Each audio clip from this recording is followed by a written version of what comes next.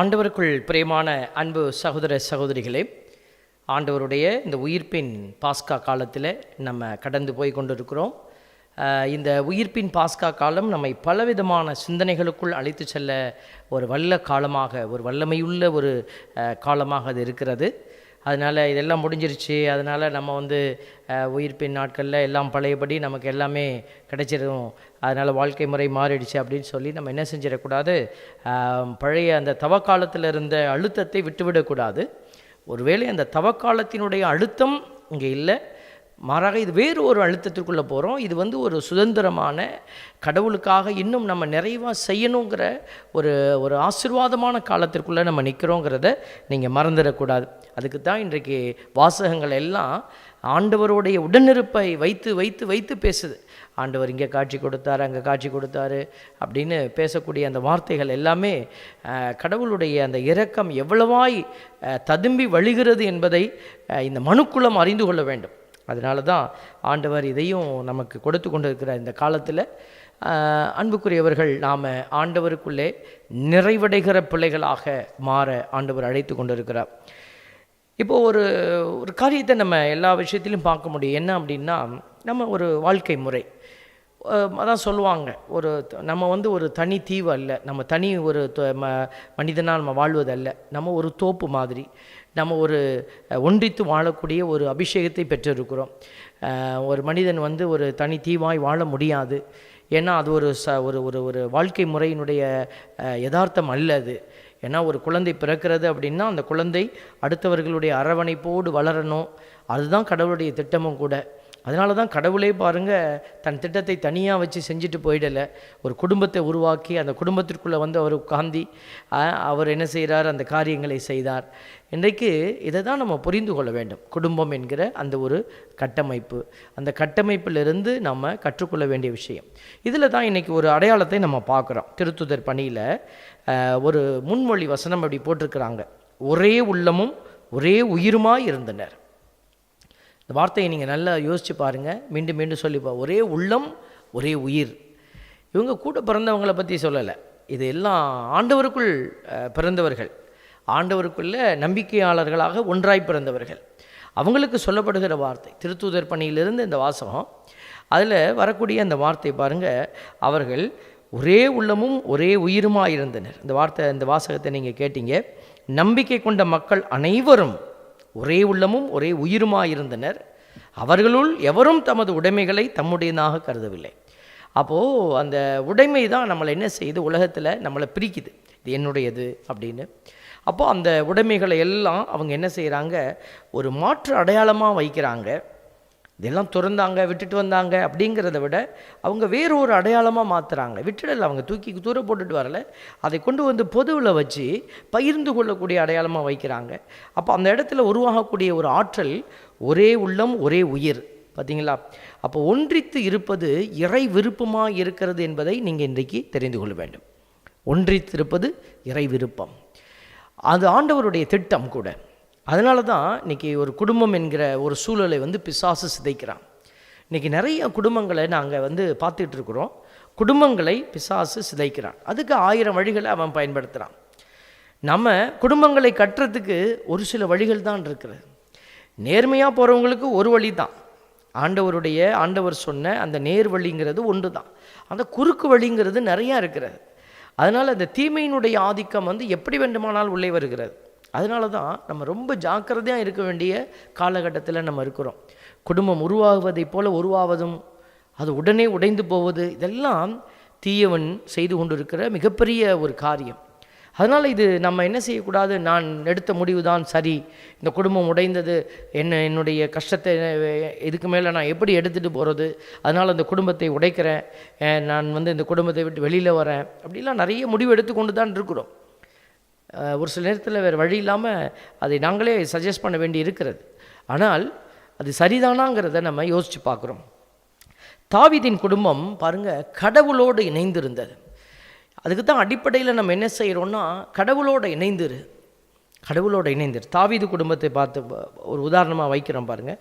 Samuel 2வது புத்தகத்தில் 23வது அதிகாரம் 5வது இறைவசனத்தில் ஆண்டவர் என்ன சொல்கிறாரு, என் குடும்பம் இறைவனோடு இணைந்துள்ளது அன்றோ.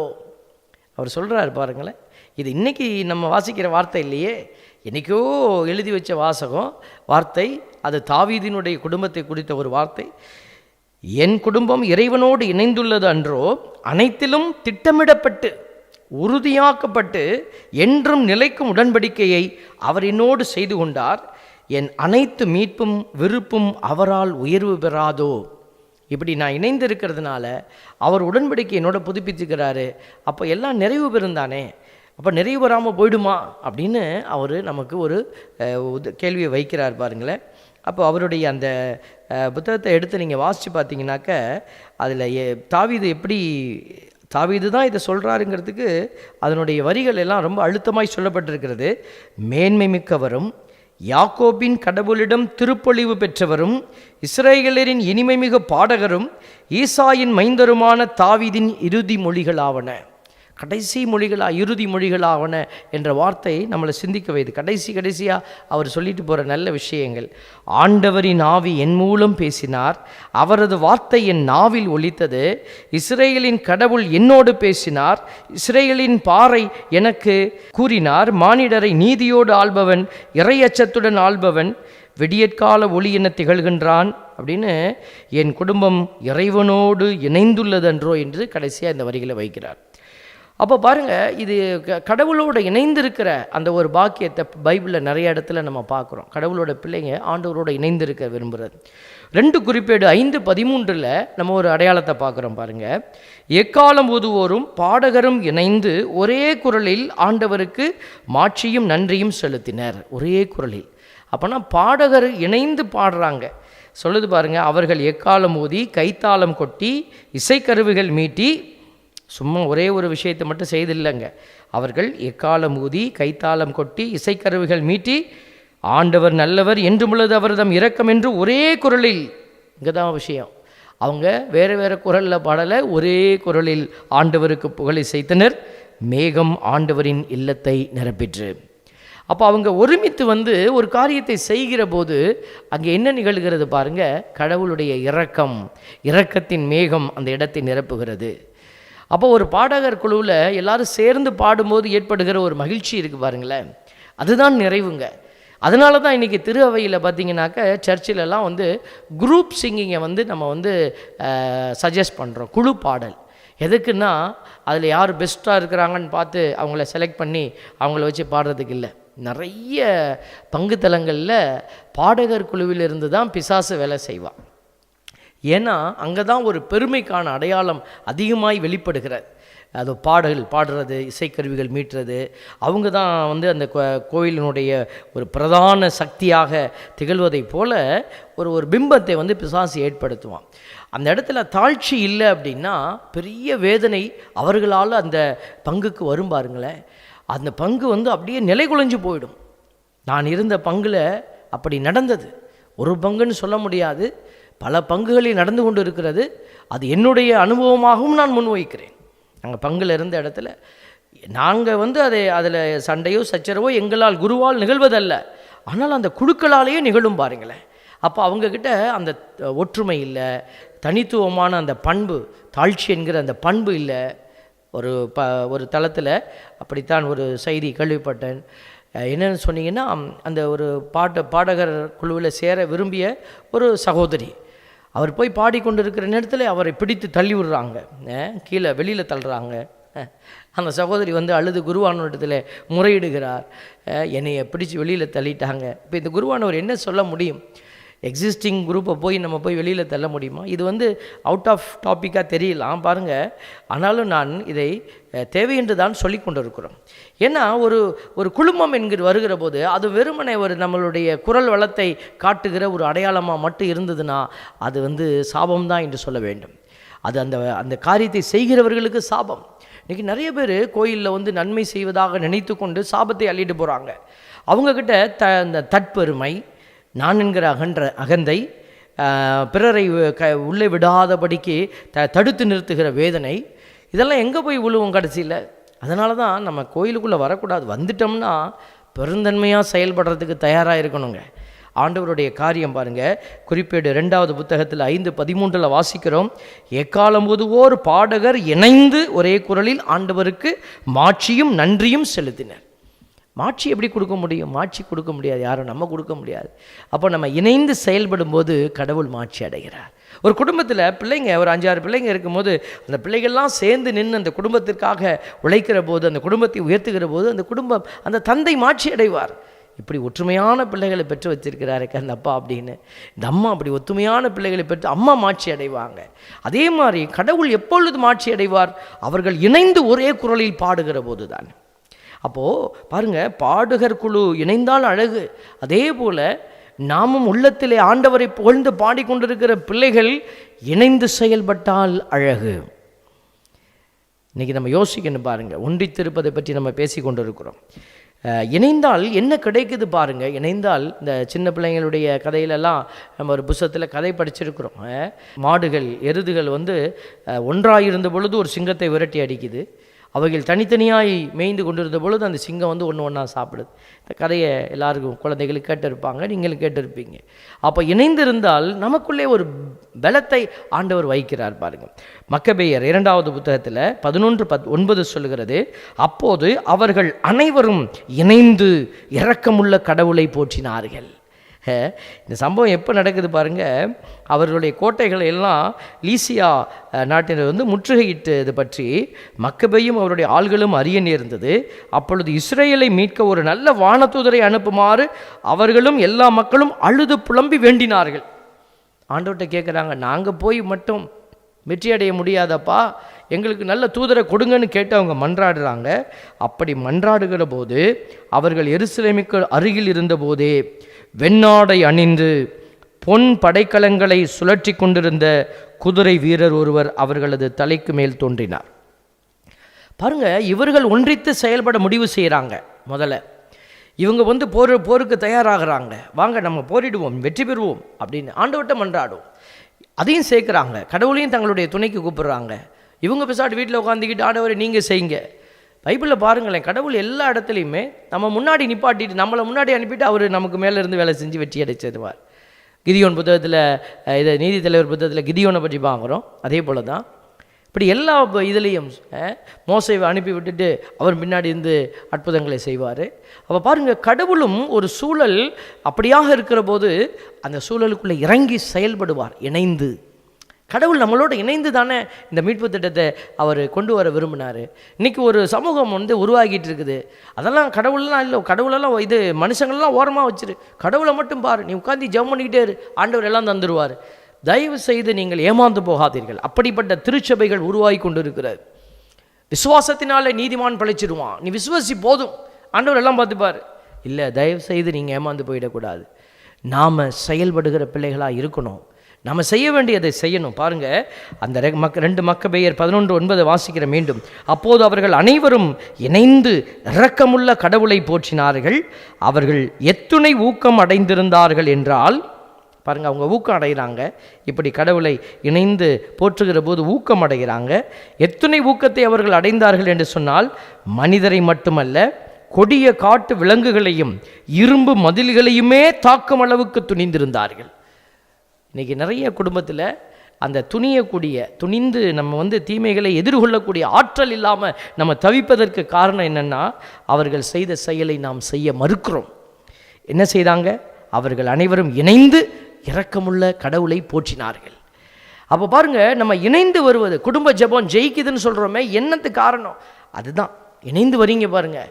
ஆண்டவருடைய பிள்ளைகளுக்கு நாங்கள் சொல்கிறோம், நீங்கள் ஆண்டவருக்குள் இணைந்து துதித்து மகிழ்ந்து ஆண்டவரை போற்றுங்க, உங்கள் வீட்டுக்குள்ளே எதுவும் அணுகாதபடி அவர் பார்த்து கொள்வார். நிறைய குடும்பங்கள் சொன்னாங்க, எங்களுக்கு வீட்டில் அமைதி கிடைச்சிச்சு, சந்தோஷம் கிடைச்சிச்சு, நாங்கள் எதிர்பாராத ஆசீர்வாதங்கள் கிடைச்சிச்சு. எல்லா சாட்சியத்தையும் நீங்கள் நல்லா ஒத்து வச்சு பாருங்கள். குடும்பமாக கணவன் மனைவி பிள்ளைகள் இணைந்து எங்களுடைய திருப்பலியை நீங்கள் முன்னாடி வச்சு நீங்கள் என்ன செய்தீங்க? துதிச்சிங்க ஆண்டவரை. அதுதான் முக்கியம். எங்களுடைய பலி உங்களை ஜெயிக்க வச்சிச்சின்னு நாங்கள் சொல்ல மாட்டோம். நாங்கள் வைக்கிற பூசை தான் உங்களை ஜெயிக்க வச்சிச்சு இல்லை. நீங்கள் இணைந்து துதித்தீங்க, நாங்களும் ஒருமனப்பட்டு உங்களோடு இந்த திருப்பலியில் இணைய முயற்சித்தோம். Praise the Lord. இன்றைக்கி நிறைய பேர் பூசை வைப்பாங்க, நிறைய பேர் ஜெபம் வைப்பாங்க. எல்லா ஜெபமும் ஜெயிக்காது. ஏன் தெரியுமா? நாங்கள் அங்கே ஒருத்தவங்க துன்பப்படுறாங்க, அங்கே இருக்கிற ஒருத்தருக்கு ஏதோ ஒரு துன்பம் இருக்குது, வலி இருக்குது, அதை தான் மனசுக்குள்ளே வச்சுக்கிட்டு நாங்கள் பூசை வச்சுக்கிட்டு இருக்கிறோம். அந்த துன்பத்தை ஆண்டவரை நீங்கள் சந்திக்கணும். அப்போ அந்த ஒரு மனதோடு நாங்கள் உங்களோடு இணைய வேண்டும் என்கிற மனதோடு அங்கே திருப்பலி வைக்கும்போது அங்கே நீங்கள் அதே மனநிலையோடு இணைந்து ஒரு குடும்பமாக ஜெபிக்கிற பொழுது அந்த குடும்பத்திற்குள்ளே வல்லமை. நம்முடைய திருப்பலி நான் அடிக்கடி சொல்கிறது தான், குருவானவர் ஆண்டவர் உங்களோடு இருப்பாராகன்னு சொல்லுவார். அங்கே இருக்கிற நீங்கள் என்ன செய்யணும்? ஆன்மாவோடும் இருப்பாராகன்னு நீங்கள் பதில் சொல்லணும்.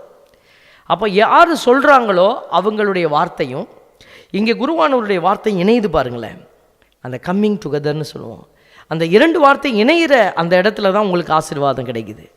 சும்மா போய் நிற்கிறவங்களுக்கு கண்டிப்பாக ஆசீர்வாதம் கிடைக்கவே கிடைக்காது. என்றைக்கோ ஒரு நாள் கஷ்டத்தில் ஒரு மன வழியில் போய் நீங்கள் ஓரமாக உட்காந்துருக்குறீங்க, செபிக்க முடியல, அது எக்ஸப்ஷன். கடவுளுக்கு தெரியும். அன்றைக்கி நீங்கள் கேட்காமலே பதில் சொல்லாமலே ஜெபிக்காமலே உங்களுக்கு ஆசீர்வாதத்தை கொடுப்பார். எல்லா நாளும் அப்படியே கொடுக்க மாட்டார். Praise the Lord. எல்லா நாளும் நம்ம போய் இப்படியே ஓரமாக உட்காந்துட்டு வேடிக்கை பார்த்துட்டு அடுத்தவங்களை நம்ம அசிங்கப்படுத்திட்டு காதல் செய்துட்டு கோயிலில் போய் ஒருத்தர் பார்த்து அசிங்கமான எண்ணங்களை வச்சு எண்ணத்தை வச்சுட்டு இல்லை. தயவு செய்து இந்த கருத்தியலை நீங்கள் புரிந்து கொள்ளணும். இணைவது ஒரு பாக்கியம், இணைவது ஒரு ஆசீர்வாதம், இணைவது ஒரு ஆற்றல். அதைத்தான் மக்கபேயர் 2வது புத்தகம் 11:9 சொல்லுது. அவங்க இணைந்து இரக்கமுள்ள கடவுளை போற்றினார்கள். மீண்டுமாய் சமூகம் கட்டப்பட இருக்கிறது, மீண்டுமாய் சூழ்நிலைகள் எல்லாம் அவங்க கட்டுறாங்க. நீங்கள் பயப்பட வேண்டாம், நீங்கள் மீண்டும் திட்டமிடுங்க குடும்பத்தில். இது கொரோனாவினுடைய காலத்தில் மட்டும் இல்லைங்க, கொரோனாவை கடந்த பிறகும் தவக்காலத்தில் நாங்கள் ஜெபிப்போம். அதை கடந்த பிறகு உயிர்த்த ஆண்டவருடைய பெருவிழா அபிஷேகத்துக்குள்ளே நிற்கிறீங்களே பாஸ்கா காலத்தில், இங்கேயும் கூட நீங்கள் இணைந்து துதிச்சு பாருங்கள். உங்கள் குடும்பம் துதிக்க துதிக்க உயர்ந்து கொண்டே இருக்கும். துதின்னு சொல்கிறத விட அந்த துதியில் எங்கே விஷயம் அடங்கியிருக்கு? இணைந்து துதிக்கிறதுல இருக்குது. Praise the Lord. அதை தான் இப்போ நான் உறுதியாக சொல்லிக்கிட்டு இருக்கிறேன். இணைந்து துதிக்கணும். வீட்டுக்காரர் காசு சம்பாதிக்க போடுவார், எங்கிட்ட அம்மா அடுப்பாங்கரையில் இருப்பாங்க, அங்கேருந்து ஜெபம் பண்ணுவாங்க, அவர் அங்கேருந்து ஜெபம் பண்ணுவார். நிறைய பேர் சொல்கிறாங்க எங்களால் ஒன்று கூடி வர முடியாது. தயவுசெய்து நாம் அதை எல்லா நேரத்திலும் அந்த காரணத்தை சொல்லி கொண்டு இருக்கக்கூடாது. என்னால் வரவே முடியாது, அப்போனாலும் கடவுளாலையும் இறங்கி வரவே முடியாது. அப்போ கடவுளுக்கு நம்ம என்ன தேடுறோம்? நீங்கள் போய் பணத்தை சம்பாரித்து என்னத்தை சேர்த்து வச்சோம்? திரும்பி பாருங்கள். நிறைய குடும்பங்களில் பணம் கிடக்கிறது, மகிழ்ச்சி இல்லை. பணம் இருக்கிறது, நிம்மதி இல்லை. பணம் இருக்கிறது, பிரச்சனை ஜாஸ்தியாக இருக்குது. பணம் இருக்கிறது, பிள்ளைகள் வாழாமல் கிடக்கிறாங்க. இந்த பணத்தை வச்சு ஒன்றும் செய்ய முடியலையே. அப்போ நீங்கள் ஓடி ஓடி உழைத்த அந்த பணத்தினுடைய நிலை என்ன? அதை தான் நம்ம உணரணும். அப்போ நம்ம செய்யாத ஒன்று இருக்குது, அதை தான் சொல்லி கொண்டு இருக்கிறோம். நீங்கள் இணைந்து கூடி ஜெபிங்க. ஆண்டவர் உங்களுக்கு அநேக அற்புதத்தை காட்ட இருக்கிறார். இந்த உலகை வெல்லும் சக்தியாக நாம் மாறணும்னு ஆண்டவர் அழைக்கிறார் பாருங்கள். மத்தேயு 12:30 என்னோடு இராதவர் எனக்கு எதிராக இருக்கிறார், என்னோடு இணைந்து மக்களை கூட்டி சேர்க்காதவர் அவர்களை சிதறச் செய்கிறார். பாருங்களேன், ஆண்டவர் எவ்வளோ தெளிவாக இந்த விஷயத்தை சொல்லியிருக்கு. என்னோடு இணைந்து மக்களை கூட்டி சேர்க்காதவர். ஒரு பங்குத்தளத்தில் இருக்கிற பங்கு தந்தை மக்களை கூட்டி சேர்க்கணும். ஒரு பொறுப்பில் இருக்கிற நீங்கள் மக்களை கூட்டி சேர்க்கணும். ஆண்டவர் அதுக்குத்தான் நம்மளுக்கு அந்த பொறுப்புகளை கொடுத்துருக்கிறார். நீங்கள் ஒரு தளத்தில் இருக்கிறீங்கன்னா அந்த தளத்திலிருந்து நீங்கள் என்ன செய்யணும்? எதை செய்ய முடியுமோ அதை செய்து உங்கள் உறவுகளை கூட்டி சேர்க்கணும். ஆண்டவர் விரும்புகிறார். யோவான் 15:4 கூட நம்ம இதைத்தானே பார்க்குறோம். நான் உங்களோடு இணைந்திருப்பது போல நீங்களும் என்னோடு இணைந்திருங்கள். கொடி திராட்சை செடியோடு இணைந்திருந்தால் அண்டி தானாக கனிதர இயலாது, அதுபோல் நீங்களும் என்னோடு இணைந்திருந்தால் அண்டி கனிதர இயலாது. அப்போ கடவுளோடு இணைந்திருக்கிறது, நாம் குடும்பத்தாரோடு இணைந்திருப்பது, இதெல்லாம் ஒன்றாக கட்டமைக்கப்பட்டிருக்கிற ஒரு அடையாளமாய் நம்ம இன்றைக்கி பார்க்குறோம். பாருங்கள், திருத்துதர் பணியில் ஒரு அடையாளத்தை பார்க்குறோம். 1:14 இன்றைக்கி நமக்கு திருத்துதர் பணியில் இருந்தெல்லாம் நிறைய வாசகங்கள் வந்துக்கிட்டு இருக்குது. அதில் ஒரு சம்பவம் பாருங்கள். அவர்கள் அனைவரும் சில பெண்களோடும் இயேசுவின் சகோதரர்களோடும் அவருடைய தாய் மரியாவோடும் இணைந்து ஒரே மனதோடு இறைவனிடம் வேண்டிக் கொண்டிருந்தார்கள். அப்போ அவங்க வேண்டிக்கிட்டு இருந்தாங்க, எப்போ ஆவியானவர் இறங்கி வந்தார். நல்லா அந்த திருத்துது பணியை படித்து பார்த்தீங்கன்னா, நம்ம பைபிளில் படிக்கிறது படி தான், நம்ம பெரிய புத்தகத்தெல்லாம் படிக்க சொல்லலை, பைபிளின் படி, நம்மளுடைய வேதாகமத்தின் படி. அது முதல் அதிகாரத்தில் ஒன்றும் நடக்கலை. பேதுரு எழுந்து பேச ஆரம்பிக்கிறாரு. அவர் பேச ஆரம்பித்து அநேகருடைய உள்ளத்தையும் அவர் என்ன செய்கிறாரு? கொள்ளை கொண்டு கடைசியில் ஒரு வேலை செய்கிறாங்க. அங்கே என்ன வேலை செய்கிறாங்க பாருங்கள். அவங்க கடைசியாக அவங்க அந்த திருத்தூதர்களுடைய அந்த வழிமரபில் ஒருத்தர் குறைஞ்சிட்டாரு. அவங்க என்ன செய்கிறாங்க, அவருடைய அந்த செயல்பாடு அந்த செலக்ட் பண்ணுறாங்க. திருத்தூதர் பணியை நீங்கள் எடுத்து பைபிளை எடுத்து வாசித்து பார்த்தீங்கன்னா உங்களுக்கு நல்ல அழகாக அது விளங்கக்கூடியதாக இருக்கும். 1வது அதிகாரத்தில் நீங்கள் பார்த்தீங்கன்னாக்க கடைசி பகுதியை வாசிக்கிறேன். அவங்க பேதுரு பேசிட்டு கடைசியாக பார்த்தீங்கன்னா 2 முன்னிறுத்தினார்கள். ஏன்னா யூதாஸ் இஸ்காரியோத்து போயிட்டார். அவருடைய இடத்திற்கு ஒரு ஆளை தெரிந்தெடுக்கிறாங்க, 2 முன்னிறுத்துகிறாங்க. அதில் மத்தையாவை அவங்க தெரிந்தெடுக்கிறாங்க. அதுக்கு பிறகு அந்த 2 எங்களுக்கு காண்பியும் என்று மன்றாடி சீட்டுக்குலுக்கி போட்டு அந்த செயல் நடக்குது பாருங்கள். அப்போ 11 பேர் தான் இருக்கிற இடத்துல 12வது ஆள் இணைக்கப்படுகிற போது, இதுதான் நான் சொல்ல வர பாயிண்ட். 11 பேர் நிறைவடையா. ஏன்னா 12 பேரை இயேசுசாமி வச்சார், ஒருத்தன் போயிட்டான். அப்போ அந்த ஒரு இடத்தையும் நிறைவு செய்கிற அடையாளமாக அவங்க என்ன செய்கிறாங்க, ஒரு முடிவு எடுக்கிறாங்க. அதுக்கு பிறகு 2வது அதிகாரத்தில் நம்ம பார்க்குறோம், அந்த பெந்தகோஸ்தின் நாள் எல்லோரும் ஒரு இடத்துல கூடியிருந்தாங்க. அங்கே கொடுங்காற்று வீசுவது போல இறைச்சலோடு கூட அங்கே வானத்திலிருந்து தூய் ஆவியினுடைய அபிஷேகம் எல்லாருமே இது இறங்கி வந்தது. Praise the Lord. இப்போ பாருங்கள், தூய ஆவி எந்த இடத்துல செயல்படுறாருன்னா, ஒரு இடம் ஒரு ஆளுக்கு தொய்வாக இருக்குது, அந்த இணையதலில் கொஞ்சம் பிரச்சனை, அந்த இணைப்பில் கொஞ்சம் பிரச்சனையாக இருக்குது.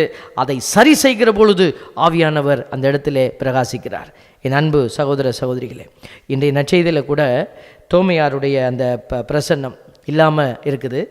அப்போ பாருங்கள், அந்த தோமையார் சொல்கிறாரு, நான் கடவுளை பார்த்து என் கைகளை வைத்தா தான் நம்புவேன்னு சொல்கிறாரு. அதெல்லாம் விட்டுடுவோம். ஆனால் அந்த சம்பவத்தில் நடக்கிற விஷயம், இயேசு தன்னை காட்டின பிறகு தோமா அவரை பார்த்து இயேசுவை பார்த்து சொல்கிறாரு, நீரே என் ஆண்டவர், நீரே என் கடவுள் அப்படின்னு சரண்டர் ஆயிட்டாரு. இயேசு அவரிடம், நீ என்னை கண்டதால் நம்பினாய், காணாமலே நம்புவோர் பேறு பெற்றோர் அப்படிங்கிறார். இங்கே என்ன விஷயத்தை நம்ம பார்க்கணுன்னா, வெறுமையாக இப்படி ஒரு நம்பிக்கை அறிக்கை வெளியிட்டார், ஆண்டவர் இப்படி சொன்னார் அப்படின்னு இல்லை. இதில் இன்னொரு ஆழமாக பார்க்க வேண்டிய ஒரு விஷயம் என்னென்னா, நீ எந்த தூரத்தில் இருந்தாலும் நீ உள்ளத்தால் இணைந்திருக்க முடியும். ஒன்றிப்புங்கிறது உடலால் வந்தால் தான், நம்ம அன்பை நேருக்கு நேராக காட்டினா தான் இருக்கணும்னு அவசியம் இல்லை. நீ தூரத்தில் இருக்கிற மக்களையும் அன்பு செய்யக்கூடிய இறையரசினுடைய ஆழம் அதுதான். பக்கத்தில் இருக்கிறவனை தான் அன்பு செய்வேன், என் கையை பிடிச்சிருக்கிறவனை தான் நான் அன்பு செய்வேன்னு இல்லை. நம்மை காண முடியாத நிலையில் இருக்கிற தூரத்தில் இருக்கிற சகோதரர் சகோதரிகளையும் அன்பு செய்யக்கூடிய உள்ளம் உனக்கு வேணும். காணாமல் அன்பு செய்கிற, காணாமல் நம்பிக்கை வெளிப்படுத்துகிற அடையாளம் அதுதான். திரு அவை என்பது அதுதான். இதோ நாம் பார்க்கிறவர்களை மட்டும் பங்கில் இருக்கிற, இன்றைக்கி நிறைய என்னுடைய மனசில் எழக்கூடிய கேள்வி, ஒரு மறை மாவட்டம் அப்படி இருக்குன்னா அந்த பங்கு தளத்துக்கு போகிற சாமியார், சில பங்குகள் நல்ல பெருமையாக நல்ல பணக்கார பங்குகளாக இருக்குது, நிறைய பணக்காரங்க இருக்கிறாங்க. அந்த பணக்கார பங்குகளில் இருக்கிறவங்க என்ன செய்கிறாங்க, அந்த பணத்தை எடுத்து அந்த பங்குக்கே கொட்டிக்கிட்டே இருப்பாங்க. அந்த பங்குகளை இடிச்சிட்டு கட்டுவாங்க, இதை இப்படி கட்டுவாங்க, அதை அப்படி கட்டுவாங்க. ஒவ்வொருத்தரும் போய் அந்த பணத்தை எப்படியாவது தங்கள் பங்கை அழகுபடுத்த செய்வாங்க. நான் அடிப்படையில் கேட்குறது, ஏன் அந்த பங்குக்கான பணத்தில் ஒரு பகுதியையாவது ஒரு மக்களுக்கு கொடுக்கக்கூடாது, மக்களுக்கு வீடு கட்டி கொடுக்கக்கூடாது? ஏன் வேறு ஒரு பங்கு ஒரு அனாதையான பங்கை போல் இருக்கும்? அங்கே மக்களால் ஒன்றும் செய்ய முடியாத ஒரு திராணியற்ற நிலையில் இருப்பாங்க. அங்கே ஒரு அடிமைப்படுத்தப்பட்ட ஒரு சமூகத்தில் ஓரங்கட்டப்பட்ட பிள்ளைகள் இருப்பாங்க. அப்போ அந்த பங்குகளுக்கு ஏன் நம்ம செய்யக்கூடாது?